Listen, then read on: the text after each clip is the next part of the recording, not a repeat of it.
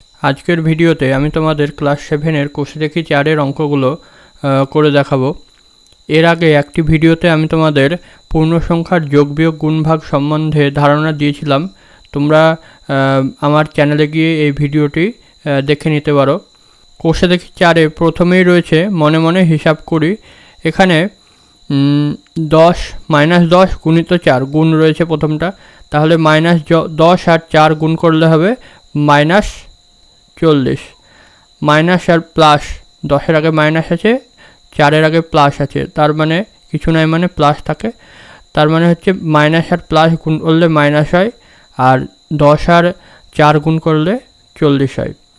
তারপরে আছে -15 ইন্টু কিছু একটা হবে এখানে জিজ্ঞাসা চিহ্ন, আর -90 হবে উত্তর। তার মানে একটা সংখ্যা দেওয়া আছে আর উত্তর দেওয়া আছে, সেই সংখ্যাটার সাথে কত গুণ করলে এই উত্তরটা পাবো, মানে -90টা পাবো।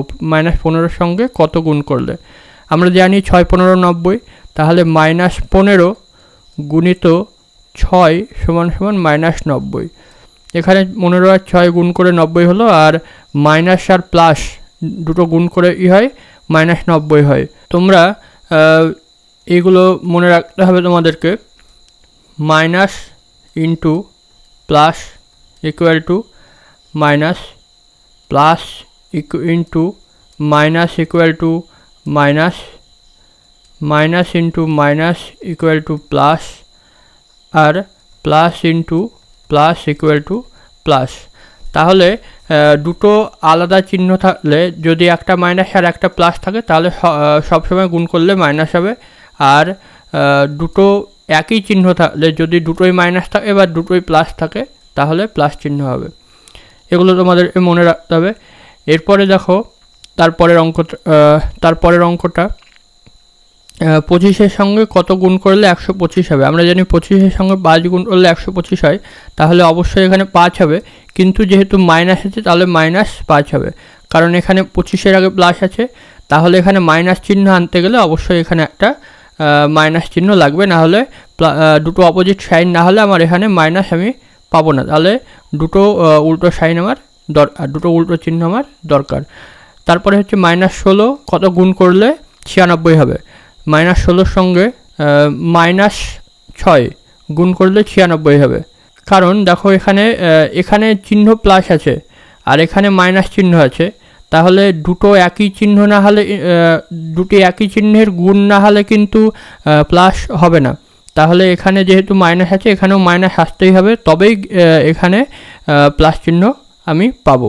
এখানে কত হবে 8 13 104, এখানে প্লাস 8ই হবে, কারণ এখানে মাইনাস আছে, একটা মাইনাস একটা প্লাস দরকার, তবেই উত্তরে গিয়ে আমি মাইনাস পাবো। এগুলো প্রায় সব একই অঙ্ক। আরেকটা দেখো, -26-এর সঙ্গে কত ভাগ করলে, এগুলো গুণ ছিল সব, এবার এটা ভাগ রয়েছে, তাহলে দেখো -26-এর সঙ্গে কত ভাগ করলে -1 হবে, এটা -26 ভাগ করলে। তোমরা এইভাবেও দেখতে পারো জিনিসটাকে, -26 বাই -26, নিচে লেখাও যায় ভাগ লেখাও তাই একই ব্যাপার, তাহলে মাইনাস মাইনাস কেটে যায় আর 26 কেটে গিয়ে 1 থাকে। এরপরে 3-এর অঙ্কটা দেখব, 2-এর অঙ্কটা তোমাদের বইয়ে করে দেওয়াই রয়েছে। 3-এর অঙ্কটা দেখব, রেহানা ও সায়ন দুজনেই পরীক্ষা দিয়েছে, প্রত্যেকের পরীক্ষায় মোট 12টি প্রশ্ন ছিল। রেহানা 4টি প্রশ্নের উত্তর ঠিক, 4টি প্রশ্নের ভুল উত্তর দিয়ে 36 নম্বর পেয়েছে, কিন্তু প্রতিটি ঠিক উত্তরের জন্য 6 নম্বর পেয়েছে। রেহানার পরীক্ষায় প্রতিটি ভুল উত্তরের জন্য কত নম্বর দেওয়া হয়েছে হিসাব করে। তাহলে টোটাল 12টি প্রশ্ন ছিল, রেহানা 8টা ঠিক উত্তর দিয়েছে আর 4টে ভুল দিয়েছে। এবার মোট নম্বর রেহানা পেয়েছে 36, কিন্তু প্রতিটি ঠিক উত্তরের জন্য 6 নম্বর পেয়েছে, তার মানে 8টা ঠিক উত্তর দিয়েছে, তাহলে এক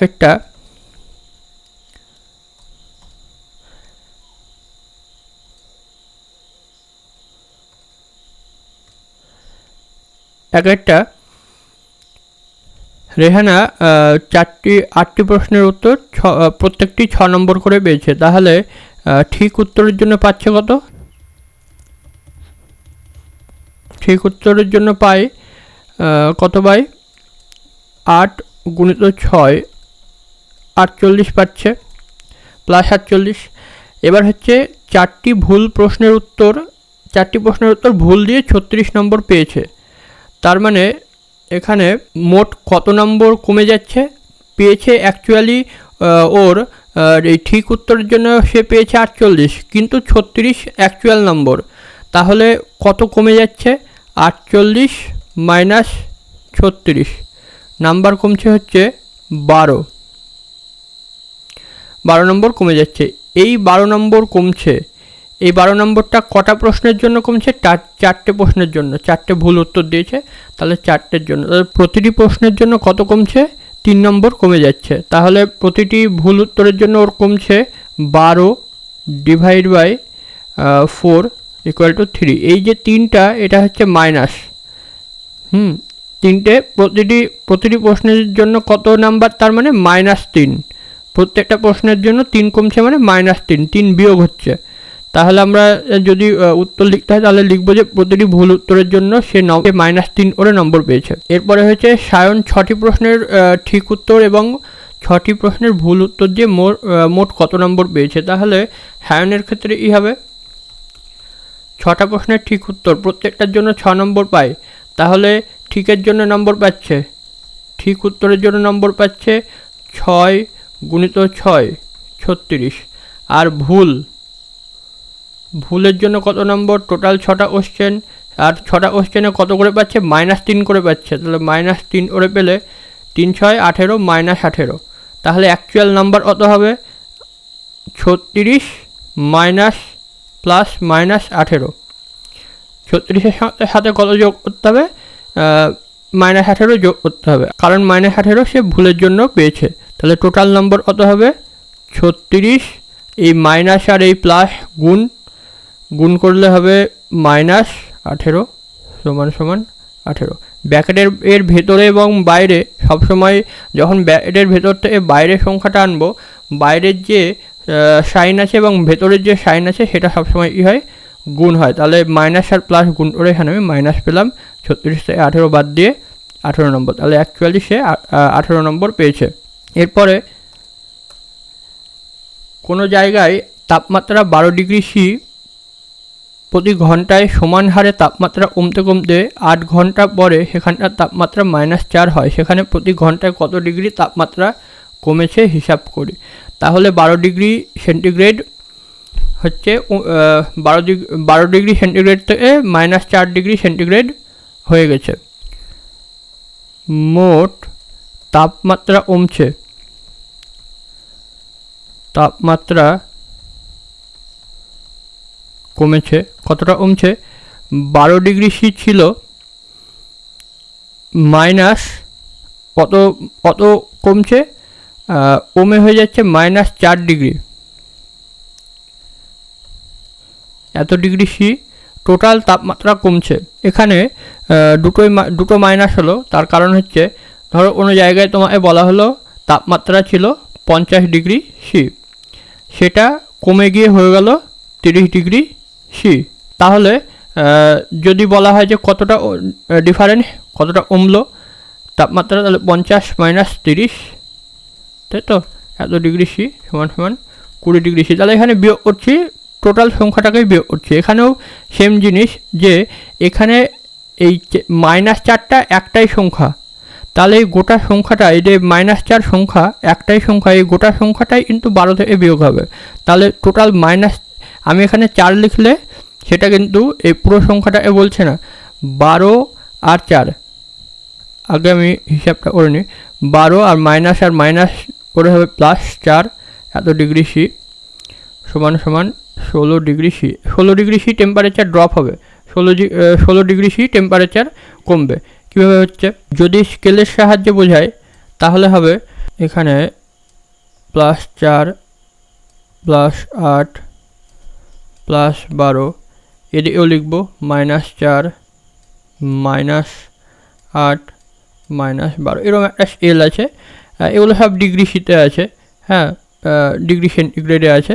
তাহলে এবার বলছে যে এই 12 ডিগ্রি ছিল, কোথায় ছিল? 12 ডিগ্রিতে ছিল, যে কোনো জায়গার তাপমাত্রা 12 ডিগ্রি সিতে ছিল, সেটা ড্রপ হয়ে গেল 4 ডিগ্রি সিতে চলে গেল ড্রপ হয়ে। তাহলে এই 12 থেকে প্রথমে 0তে যাবে, 0 অবধি, গেল, তাহলে এখানে 12 ডিগ্রি সি ড্রপ হলো, আরও মাইনাসের দিকে 4 ডিগ্রি গেল, তাহলে টোটাল ড্রপ কত হচ্ছে? 12 তো ড্রপ হচ্ছে, আরও 4 ডিগ্রি ড্রপ হয়ে গেল, মানে 12 আর 4-এ টোটাল 16 ডিগ্রি ড্রপ হলো। মানে দুটো সংখ্যায় মাইনাসের দিকে যাচ্ছে, মানে মাইনাসের দিকে যোগ হচ্ছে, তাহলে 16 ডিগ্রি সি হচ্ছে ড্রপ হচ্ছে। এই 16 ডিগ্রি সি ড্রপটা কত ঘন্টায় হয়েছে? 8 ঘন্টায়। তাহলে প্রতি ঘন্টায় কত করে হবে? 16/8, এত ঘন্টায় 8 দুগুণ 16, তাহলে 2 ডিগ্রি সি, তাহলে প্রতি ঘন্টায় 2 ডিগ্রি সি তাপমাত্রা ড্রপ হচ্ছে। এরপর পাঁচেরটা, একটি খনিতে একটি লিফট 8 মিনিটে 24 মিটার নিচে নামে। লিফটটি যদি সমবেগে চলে তবে লিফটটি 6 মিনিটে কত মিটার নিচে থাকবে দেখি। ওই লিফটটি যদি ভূমির 10 মিটার উপর থেকে নিচে নামতে শুরু করে তবে 70 মিনিটে ভূমির কতটা নিচে থাকবে সেটা হিসাব করে। সেম এই জিনিস আমার ওই আগের ভিডিওটাতে রয়েছে, যেটাতে আমি তোমাদের পূর্ণ সংখ্যার যোগ বিয়োগ গুণভাগের ধারণা দিয়েছি। তো দেখো, আবার একটা খনিতে একটি লিফট 8 মিনিটে 24 মিটার নামে, তাহলে প্রতি মিনিটে কত নামছে? প্রতি মিনিটে তাহলে 3 মিটার ওরে প্রতি মিনিটে 3 মিটার নামছে। এবার বলছে সমবেগে চলছে লিফটটা, তাহলে 6 মিনিটে কত মিটার নিচে থাকবে? তাহলে 6 মিনিটে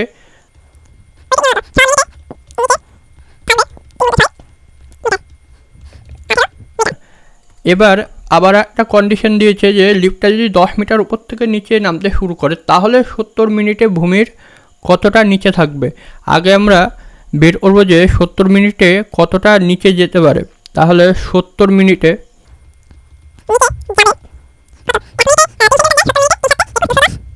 নিচে যাবে 70 মিনিটে, কিন্তু বলেছে যে 10 মিটার উপর থেকে নামতে শুরু করবে, তার মানে 10 মিটার আরও কম যাবে। তার মানে এটা 210 থেকে 10 মিটার বাদ দিলে হয়ে যাবে 200 এত মিটার নিচে থাকবে। এটা কিভাবে করছি আমরা? ধরো লিফট এরমভাবে আছে, এই লিফটটা এটা ভূমি ধরলাম, এটা হচ্ছে সমতল ভূমি, এটা 0 পয়েন্ট।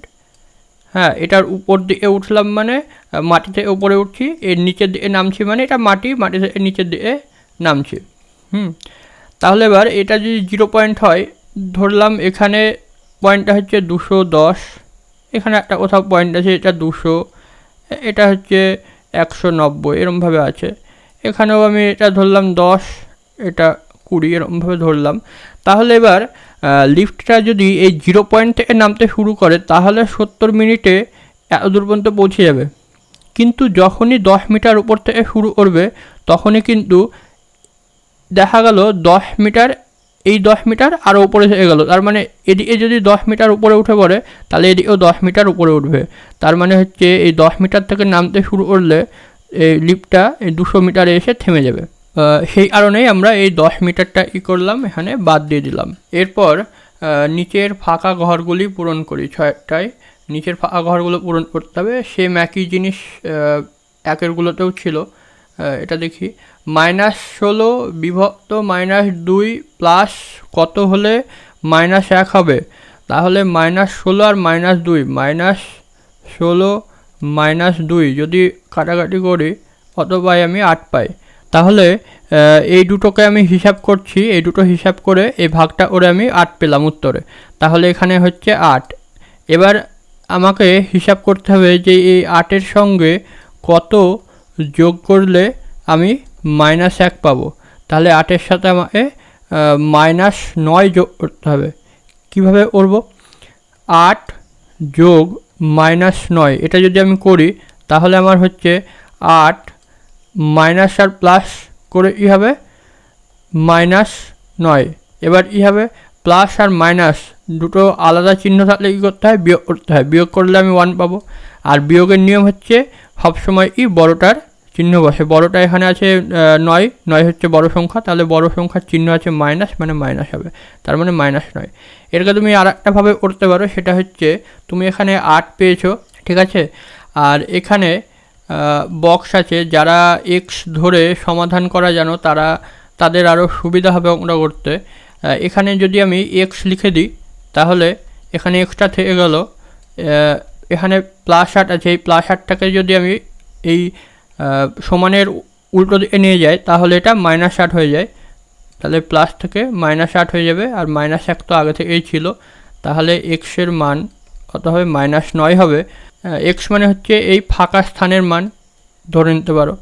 হ্যাঁ, তা তোমরা এখানে এক্স না ধরো অন্য কিছুও লিখতে পারো বা কিছু না লিখেও করতে পারো। এখানে +8 আছে, +8টাকে তোমরা এদিকে নিয়ে গেলে -8 করে -1 আর -8 হলে -9 হয়। হ্যাঁ, এইভাবে করতে পারো। 20 - 50 প্লাস কত হলে -1 হবে, তার মানে হচ্ছে এই দুটো আগে আমি হিসাব করব। এই দুটো হিসাব করে যেটা হবে, তাহলে 20 - 50 এই দুটো হিসাব করলে হবে, এখানে মাইনাস আছে এখানে প্লাস আছে, 20 আগে কিছু নাই মানে প্লাস, তাহলে দুটো অপোজিট সাইন মানে বিয়োগ হবে। বিয়োগ করে আমরা 30 পাবো। 50 থেকে 20 বাদ দিলে 30 হয়।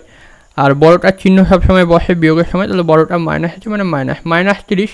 এবার তোমাকে জানতে হবে যে এই -30 এখানে পেলাম এই দুটো হিসাব করে, তো -30-এর সঙ্গে কত যোগ করলে আমার -1 হবে।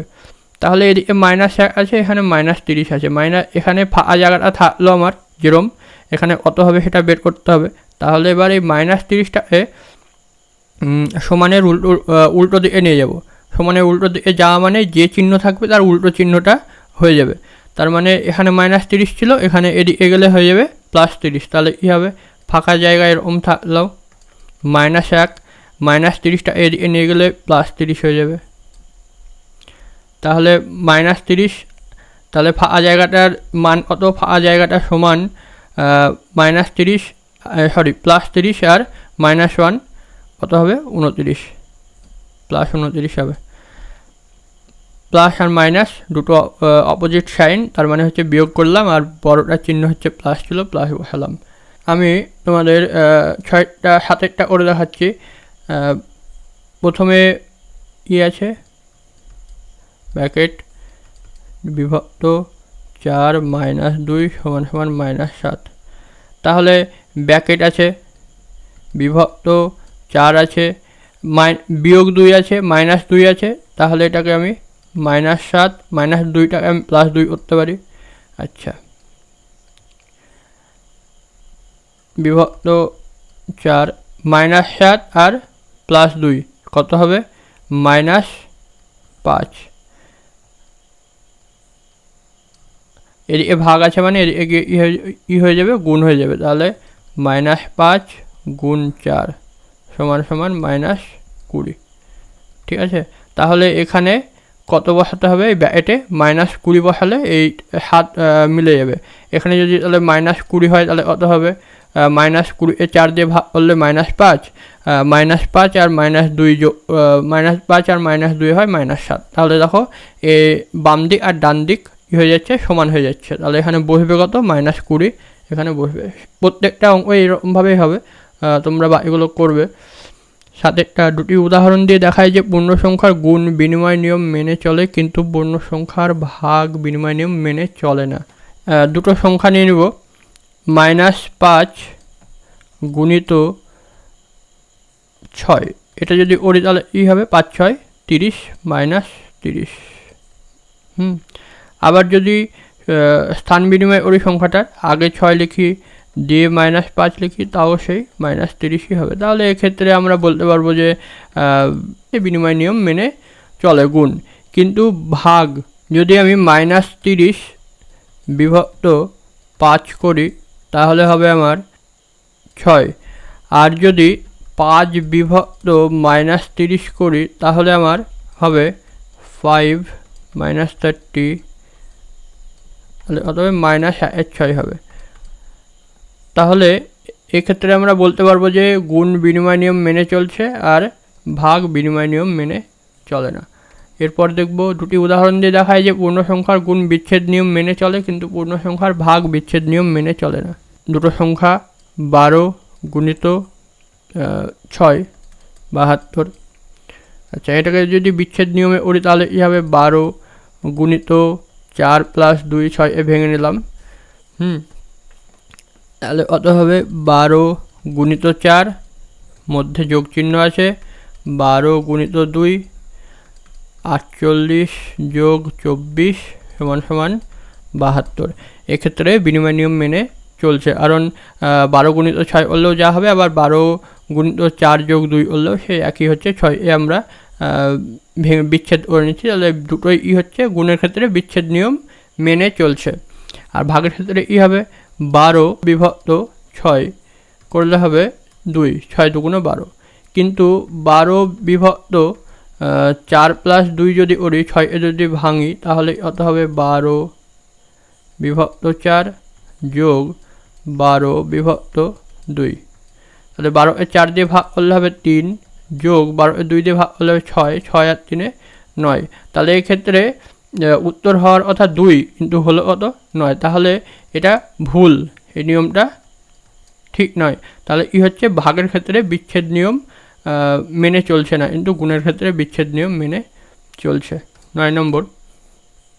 এরপরে মান নির্ণয় করতে হবে, -125 বিভক্ত 5। তাহলে -125 বিভক্ত 5 নিচে লিখতে পারি আমি, 5 25 125, তাহলে -25 থেকে যাচ্ছে। সবগুলোই প্রায় এরকম আছে। নিচে সাতেরটা দেখো, -81 ডিভাইড বাই -9, তাহলে কী হবে, এটা -81 উপরে -9 নিচে, এই উপরের আর নিচের মাইনাস কেটে যাবে, 9 আর 81 কাটাকাটি করলে কত হবে, 9 হবে, 9 9 81। তাহলে উপরেরগুলো সব 6 অবধি সব একই রকম, আর 6-এর পর থেকে এগুলো সবই একই রকম। তাহলে এগুলো তোমরা করে নেবে। এরপরে তোমাদের সূচক রয়েছে। আমি সূচকের একটি ভিডিও এর আগেই ছেড়েছি, তোমরা সূচকের ভিডিওটা দেখে নেবে। সূচকের ওখানে সূচকের অঙ্কগুলো সবই প্রায় করা আছে। তো আমি পরের ভিডিওতে বীজগণিত সম্বন্ধে বলবো।